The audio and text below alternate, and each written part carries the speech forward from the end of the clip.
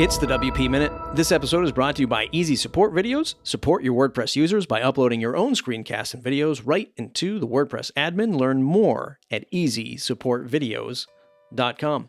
Today's episode is a special report by WP Minute correspondent Spencer Foreman. How many more theme years are we going to see? The 2019, 2020, 2021, and so on seem like a strange naming convention bordering a simple novelty tradition. With Gutenberg squarely aimed to take on page builders, especially with full-site editing right around the corner, we'd be mindful to note that plugins like Elementor ship with only one theme every year. Are we ready for a default theme that simply flexes Gutenberg's block-based approach over an opinionated design? Spencer has a few words to share with you about that today. And hey, if you enjoyed today's episode, please share it with others. Join our mailing list at thewpminute.com/subscribe and consider becoming a member to support free WordPress media like this at buymeacoffee.com/MattReport. Here's today's special episode with Spencer Foreman. Hey, this is Spencer Foreman from WP Launchify, and I'm here for my WP Minute podcast episode. Today's topic, WordPress Canvas, the missing theme. So I've been in WordPress since about 2006, almost since the very beginning. And in the early days of us sitting around the campfire of WordPress, there were many people who decided to go into the business of creating themes that could do essentially all of the complicated functionality that was required. In the early days, maybe that was simple, but yet in a quaint way, it was necessary. For example, the ability to have formatted pages, to have headers and footers, to have sidebars with widget building capabilities and so forth. Now, the core functionality of WordPress had many of the features that we needed, but it was sort of the icing on the cake, and it included a large part of the styling things. So over time, WordPress developed the system that is still in place today of releasing an annual theme. And although it's clever and it's got usually a very cool jazz name to it, the release that goes along with the new theme is oftentimes a, why exactly are we doing this anymore moment? At least it is for me and many of the people in my audience. And the reason is this. In the subsequent years from 2014 to today, almost 7 years, the page builders have been a big part of what the WordPress build-out space entails. In other words, it's very rare today to find anybody who is not familiar with at least one, if not several, of the popular page builders. And these include things like Elementor and Divi and Beaver Builder, and some of the esoteric ones, of course, including Oxygen and Brizy and so forth. But as of the last couple years, the legacy of those page builders has been threatened by the promise of Gutenberg, the native block editor. And although it's hard to often tell whether or not the Gutenberg editor is a post editor or a page builder, I would say most of us would agree that it's doing both of them right now. I myself was very skeptical, very cynical about Gutenberg because the user interface and the way that the controls were laid out were extremely rough, and I'm putting it casually at best, in the early days. But in the last 6 to 8 months, I myself have become a convert. And let me just also point out that the last page builder that I was really attached to prior to Gutenberg was Elementor. And I still feel that Elementor, even more so than Divi, has the right balance of mechanical functionality, automation capability, and styling capability for most businesses who do things such as my specialty, which is sales funnels and marketing automation and WooCommerce. The Divi market is a little different. They've really, in my opinion, cornered the designer, the people who are looking to make things look awesome. But the cost of doing so thus far has been a really, really heavy load time, lots of extraneous stuff, short codes in the output, and so forth. Since Gutenberg has sort of turned the corner, a whole slew of additional features in the form of plugins and accessories have made Gutenberg extremely easy to use. Now, the benefit to me that I would like to share with you is that Gutenberg offers really a transitional time for us to reconsider what is the purpose of the WordPress annual theme release versus why not make the WordPress theme something like Elementor's Canvas theme. That is to say, it is the whiteboard, it is the underlying thing upon which we apply all the Gutenberg components. So instead of trying to design something that, quite frankly, no critique to the particular artist, is really specific in styling. And in the last year's 2021, I mean, really extraordinary large fonts and greenish background and things that are very, very strong in taste. Almost like avocado colored appliances were popular in the 1970s. Why not make something that has all of the mechanical functionality, the styling capability, the organizational capability, all in one spot, so that we can start to use Gutenberg along with the, let's call it the WordPress Canvas theme, as a system, a coherent system, a system that works just like if you were using one of the page builders such as Elementor. And if we were to think of it in those terms, I want to explore here for a couple minutes exactly what that would benefit each of us as individuals, or how it would benefit each of us, as well as the WordPress as a whole. First of all, it would benefit us each individually because we could now remove the additional layer that we're having to fill by using an existing page builder. For example, I still have to use Elementor in order to get many of the capabilities to have site-wide conditional headers or footers or sidebars or banners, because that capability just doesn't exist inside of Gutenberg yet.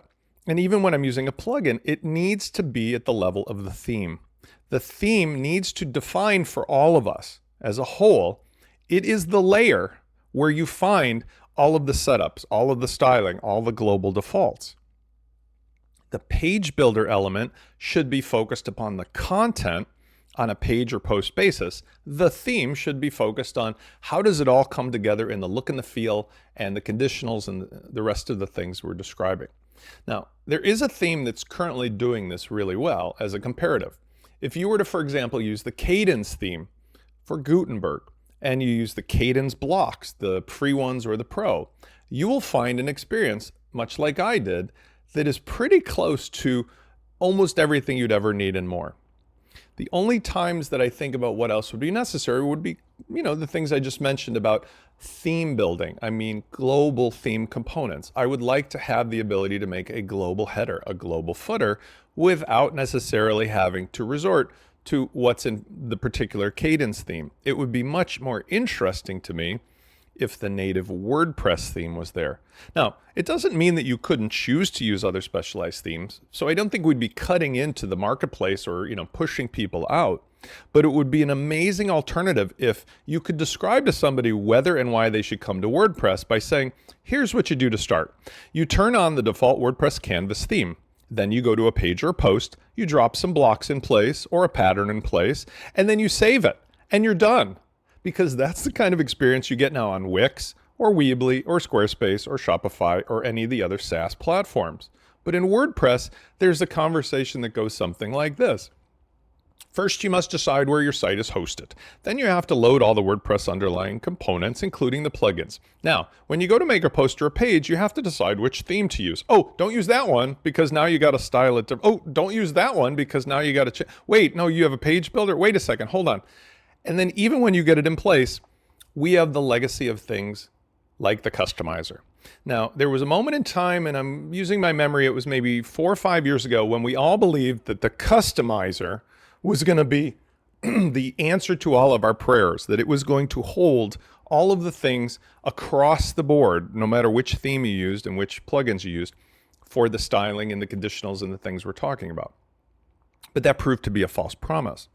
Everybody has realized that now what we're left with instead is this sort of unfortunate, you have now one more layer to look for controls. So for example, if you're using Elementor, Elementor has its default setup in the default kit. It has the individual theme components that you can make. You can also conditionally display things. But then you've got the page or the post controls. Then you've got the customizer controls for the underlying theme that is working beneath Elementor. Even if it's not the Elementor's default theme, it could be Astra or it could be Cadence or something else. And so when you're trying to figure out where are particular styling elements being implemented, you might have to look in 4, 5, 6 different places right now. Imagine if we changed to using the WordPress Canvas theme and we eliminated the customizer.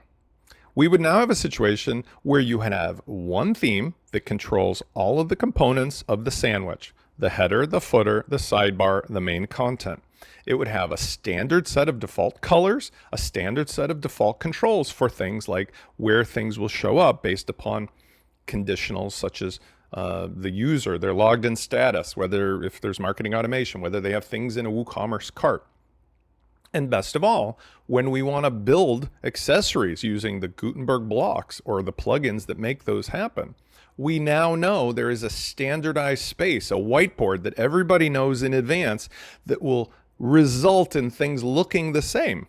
I don't know about you, but oftentimes to demonstrate with my LaunchFlows product how things will look different, I have to test 4, 5, 6, 7 different page builders and themes because all of them just go to town on the look and feel of the WooCommerce checkout space. And something that looks outstanding in one theme looks ridiculous in another. Well, that's really a problem when you think about it, because when you go to Shopify, no matter which theme you use, they all look good. They all have a standard starting point.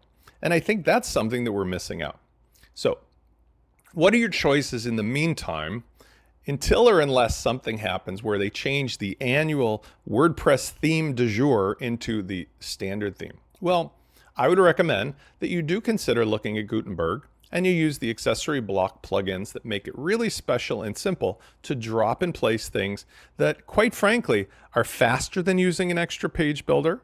They are loading faster on the front end for users because you're native to WordPress. And ultimately, they're easy to copy and paste and just reuse and save. So if you use the native Gutenberg option, and try it if you've not already, instead of Classic, and you, for at least a trial, see how much of your page builder operations you can shift into Gutenberg, you can wean yourself off. Then give something like Cadence, and I'm not trying to sell Cadence, but Cadence is a great example. Give Cadence a try, and you'll see how their controls are very thoughtfully laid out to put almost everything you need into the theme. And I think you'll agree with me when you do that the future of WordPress with a Canvas theme could be something that would be not only very unifying to all the participants and the end users, but also something that would increase the value of WordPress as a whole, because it would eliminate a ton of confusion and a lot of layers that just don't need to be there. I hope you've enjoyed this discussion, this monologue. This is Spence from WPLaunchify.com and LaunchFlows.com. I welcome you guys to come back and see more content here at the WP Minute, and I hope to see you on my next episode.